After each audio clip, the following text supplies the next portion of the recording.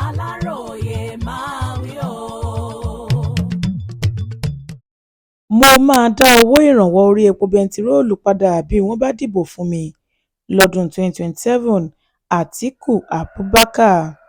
Alhaji Atiku Abubakar tó ti fi ìgbà kan jẹ́ igbákejì ààrẹ lásìkò ìṣàkóso olóyè Olúṣẹ́gun Ọbásanjọ́ tó tún fẹ́ díje dupò ààrẹ orílẹ̀-èdè yìí lásìkò ìbò ọdún 2027 ìyẹn lábẹ́ àsíá ẹgbẹ́ òṣèlú African Democratic Congress (ADC) ti ṣe ìlérí fáwọn ọmọ Nàìjíríà pé bí wọ́n bá lè fi ìbò wọn fóun lásìkò ìbò gbogboògbò ọdún 2027 tó ń bọ̀ lọ́nà yìí, òun máa dá owó ìrànwọ́ orí epo bẹntiróòlù sọ́bsidì tí ara sì máa tu àwọn ọmọ orílẹ̀-èdè yìí nítorí nǹkan lè le gidi fún wọn lásìkò yìí. Igbákejì ààrẹ tẹ́lẹ̀ náà lòun kò rí ìyàtọ̀ kankan nínú wípé ààrẹ Tinubu yọ owó ìrànwọ́ orí epo bẹntiróòlù náà kúrò nítorí kàkà kí nǹkan dẹrùn fáwọn ará ìlú ṣe ló ń fojoojúmọ́ le sí i, pàápàá jùlọ lásìkò tá a wà yìí.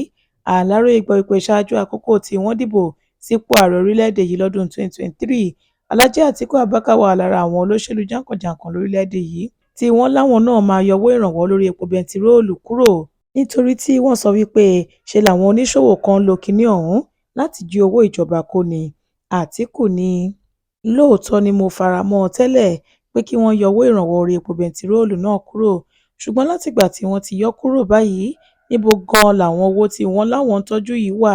Wọn kò lò ó fún ètò ìlera ọ̀fẹ́ fáwọn ará ìlú, àwọn akẹ́kọ̀ọ́ iléèwé alákọ̀ọ́bẹ̀rẹ̀ àti girama pàápàá kò jẹ àǹfààní kankan nípa rẹ̀.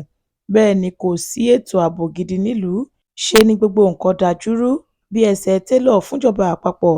Ìdí rèé tí mo ṣe ń ṣèlérí pé báwọn ọmọ Nàìjíríà bá fìbò wọn gbé mi wọlé lásìkò ìbò ọdún 2027, màá kúkú dá owó ìrànwọ́ orí epo bẹntiróòlù padà. Àwọn ará ìlú máa bẹ̀rẹ̀ sí ní gbádùn bíi ti tẹ́lẹ̀.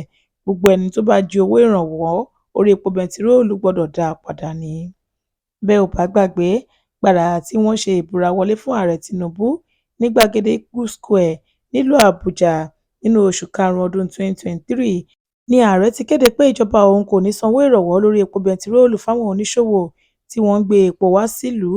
Lẹ́sẹ̀kẹsẹ̀ náà làwọn ohun tí ẹnu ń jẹ gbogbo ti gbówó lórí ju bó ti ṣe yẹ lọ.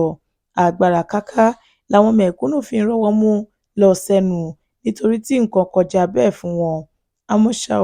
Àmọ́ ṣá o, àwọn tó ń ṣèjọba Nàìjíríà lọ́wọ́ yìí kò rohun tó burú nínú ìgbésẹ̀ tí wọ́n gbé yìí nítorí tí wọ́n sọ wípé ṣebí àwọn ti ṣàfikún sí owó tíjọba àpapọ̀ ń fún àwọn gómìnà ìpínlẹ̀ káàkiri Nàìjíríà àti pé àwọn ti bẹ̀rẹ̀ sí ní ṣètò ìdàgbàsókè gidi láàrin ìlú pẹ̀lú owó táwọn rí tù jọ látìgbà táwọn ti kọ̀ láti san owó ìrànwọ́ lórí epo bẹntiróòlù fáwọn oníṣòwò ọ̀hún mọ́. Adéwálé Adéoyè ló ṣe àkójọpọ̀ ìròyìn yìí.